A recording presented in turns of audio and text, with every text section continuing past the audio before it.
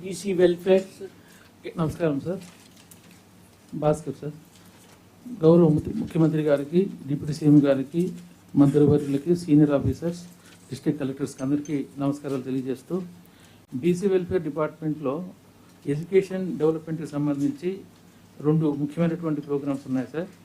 ఒకటి hostel management. అట్లా చూసినప్పుడు ప్రీమెట్రిక్ హాస్టల్స్ 747 ఉన్నాయి, పోస్ట్ మెట్రిక్ 363 ఉన్నాయి సార్. అట్లాగే రెసిడెన్షియల్ స్కూల్స్ 106 ఉన్నాయి.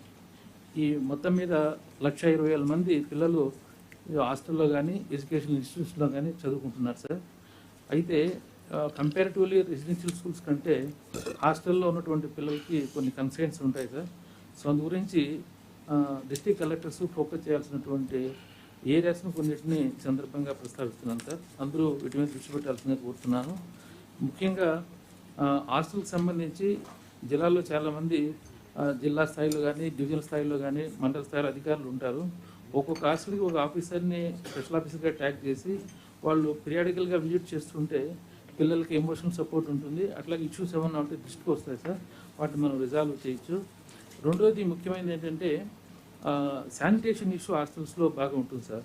సో అందు గురించి ఏదర్ గ్రామ పంచాయత్ ఆర్ అర్బన్ లోకల్ బాడీలో ఉన్నటువంటి వార్డు అక్కడ ఈ శానిటేషన్ వర్కర్స్ని హాస్టల్స్ ట్యాగ్ చేస్తే ఎక్స్ట్రా బర్డన్ లేకుండా మనం కాస్త శానిటేషన్ ఇంప్రూవ్ చేయొచ్చు అని చెప్పి నా సూచన సార్. అది కలెక్టర్స్ అందరూ టేకప్ చేస్తే బాగుంటుంది, విజిబుల్ ఎఫెక్ట్ వస్తుంది కూడా.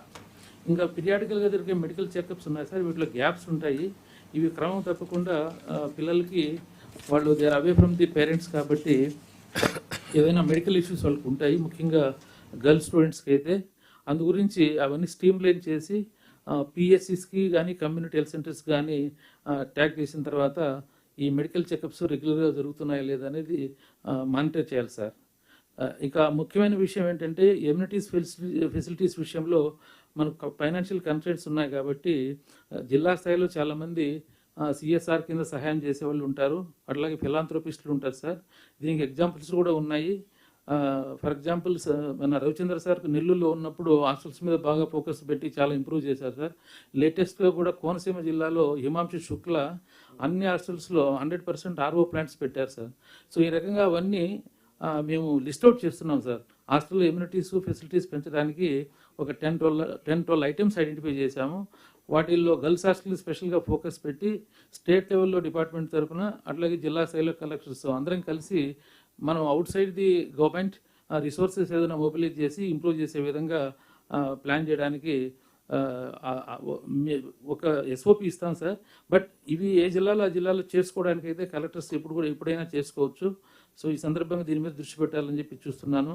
స్పోర్ట్స్ కిట్స్ ఇప్పించడం కానీ, కిచెన్ వేర్ ఏదన్నా ఇప్పించడం కానీ, డ్రింకింగ్ వాటర్కి సంబంధించి ఆర్ఓ సెటప్ చేయడం కానీ, టాయిలెట్స్ ముఖ్యంగా గర్ల్స్ ఉన్న దగ్గర కట్టించడం కానీ దృష్టి పెడితే బాగుంటుందని. అట్లాగే గర్ల్స్ హాస్టల్ సార్, మనకు గర్ల్స్ సంబంధించిన రెసిడెన్షియల్ స్కూల్స్ ఉన్నాయి, అట్లాగే హాస్టల్స్ ఉన్నాయి ప్రీ మెట్రిక్ పోస్ట్ మెట్రిక్లో. ఇవి ఏ ఎస్హెచ్ఓ పరిధిలోకి వస్తాయో ఆ ఎస్హెచ్ఓ పరిధిలో పీరియాడికల్గా నెలకు కానీ 2 నెలలకు కానీ ఒకసారి ఒక మహిళా కానిస్టేబుల్ కానీ ఎవరైనా పోలీస్ స్టేషన్ నుంచి వాళ్ళతో వెళ్ళి ఇంటరాక్ట్ అయితే ఒక అర్ధగంట మనకు చాలా ఇష్యూస్ హాస్టల్లో అమ్మాయిలకు సంబంధించి దృష్టికి వస్తున్నాయి సార్. అవి ఒక రకంగా ప్రివెంటివ్ చేయడానికి వీలు అవుతుందని చెప్పి ఇది ఖర్చుతో కూడా సంబంధం లేనటువంటి అంశం సార్. నేను డిపార్ట్మెంట్ తరఫున డీజీ గారు కూడా లెటర్ రాద్దామని అనుకుంటున్నాను సార్. కలెక్టర్స్ అందరూ కూడా జిల్లా స్థాయిలో మ్యాప్ చేసి ఈ విషయాన్ని పర్స్యూ చేస్తే చాలా ఇష్యూస్ మనం రిజాల్వ్ చేసినట్లు అవుతాం. ఇంకా మెనూ ఇంప్లిమెంటేషన్ అనేది అది రొటీన్ జనరల్ అజెండా సార్. ఈ మనకు హాస్టల్ విజిట్ సంబంధించి ఆఫీసర్స్ని ట్యాగ్ చేస్తే ఆటోమేటిక్గా మెనూ విషయం కూడా సెటప్ అవుతుంది సార్. ఇంకా బీసీ వెల్ఫేర్ డిపార్ట్మెంట్లో ఇంకొక ముఖ్యమైనటువంటి కార్యక్రమం బీసీ స్టడీ సర్కిల్స్ని రన్ చేయడం. 13 జిల్లాలు అంటే ఎస్వేట్ డిస్ట్రిక్ట్స్లో 13 ఉన్నాయి సార్.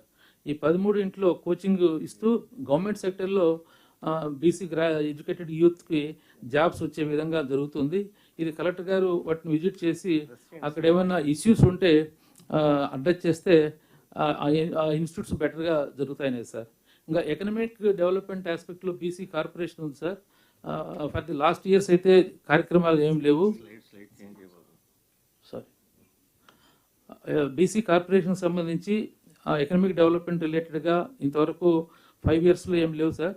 ఇప్పుడు కొన్ని కార్యక్రమాలని ఇంట్రడ్యూస్ చేయడానికి మంత్రి గారితో డిస్కస్ చేశాం సార్. మీరు నెక్స్ట్ డిపార్ట్మెంటల్ రివ్యూ మీటింగ్ చేసినప్పుడు మేము కొన్ని ప్రతిపాదనతో రావాలనుకుంటున్నాం సార్. దీంట్లో ప్రధానంగా ఆర్టిజాన్కి సంబంధించి ఇంటిగ్రేటెడ్ డెవలప్మెంట్తో ఒక కార్యక్రమానికి రూపకల్పన చేయాలనే ఆలోచన ఉంది సార్.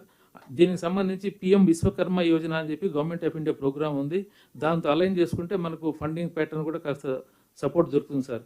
అట్లాగే term loans through NBC, FDC ఈ లాస్ట్ 5 yearsలో ఇంతవరకు మన స్టేట్ నుంచి మనం ఫెసిలిటీని యూజ్ చేసుకోలేదు. సంవత్సరానికి 100 కోట్ల రూపాయలు చొప్పున మనకు 60% ఫండింగ్ ప్యాటర్న్లో డబ్బులు వచ్చేటివి సార్, అవి వాడలేదు. సో అందు గురించి ఇప్పుడు ఈ సంవత్సరం దీని యొక్క ప్లాన్ ఆఫ్ యాక్షన్ కోసం గైడ్లైన్స్ అన్నీ కూడా మళ్ళీ ఒకసారి రీస్ట్రక్చర్ చేస్తున్నాం సార్. అట్లాగే ఎంటర్ప్రెన్యూర్ డెవలప్మెంట్ ప్రోగ్రామ్ సార్, చదువుకున్న గ్రాడ్యుయేట్స్ని ఎంటర్ప్రెన్యూర్గా తయారు చేసే విధంగా మనకు స్టేట్లో ఏపీ ఎంఎస్ఎంఈ డెవలప్మెంట్ కార్పొరేషన్ ఉంది. వాళ్ళ దగ్గర ట్రైనింగ్ ఫండ్స్ కూడా ఉన్నట్టు తెలిసింది సార్. సో ఆ డబ్బును కొంతవరకు ట్యాప్ చేసి బీసీ కమ్యూనిటీలో చదువుకున్నటువంటి యంగ్ జనరేషన్ని ఎంటర్ప్రినర్స్గా తయారు చేసే విధంగా ఒక ప్లాన్ ఆఫ్ యాక్షన్ ఆలోచన చేస్తున్నాం సార్.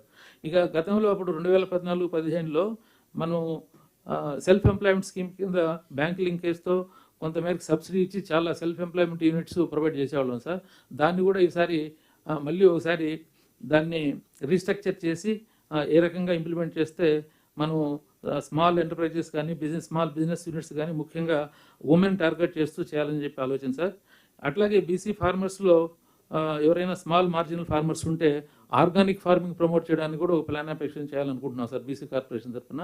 సో తమరు నెక్స్ట్ రివ్యూలో బీసీ వెల్ఫేర్ డిపార్ట్మెంట్కి సంబంధించి ఇవన్నీ మేము ప్రతిపాదనతో వస్తాం సార్. ఓకే అయిన తర్వాత ఇవి కమ్యూనికేట్ చేస్తాము. సో డిస్ట్రిక్ట్ కలెక్టర్స్ అందరూ కూడా కార్పొరేషన్ తరఫున డిస్ట్రిక్ట్ యాక్షన్ ప్లాన్స్ తయారు చేసుకుని ఇంప్లిమెంటేషన్ చేయడానికి గట్టిగా పనిచేయాలని కోరుతున్నాను సార్. ఒక హాఫ్ సెకండ్ సార్, ఈ కలెక్టర్స్ అందరూ ఉన్నారు సార్, మన ఆదరణ పనిముట్లన్నీ గోడౌన్స్లో ఉన్నాయి సార్, తుప్పు పట్టిపోతున్నాయి. ఒకసారి తీస్తే ఎలా ఉంటాయి వెరిఫై చేసి బాగుంటాయి సార్. అవి పని చేస్తాయో లేదో తెలియదు. జిల్లాలోనే ఉన్నాయంటే తెలిసింది సార్. ఎక్కడైతే ఉన్నాయో అక్కడ కలెక్టర్స్ అంతా నోట్ డౌన్.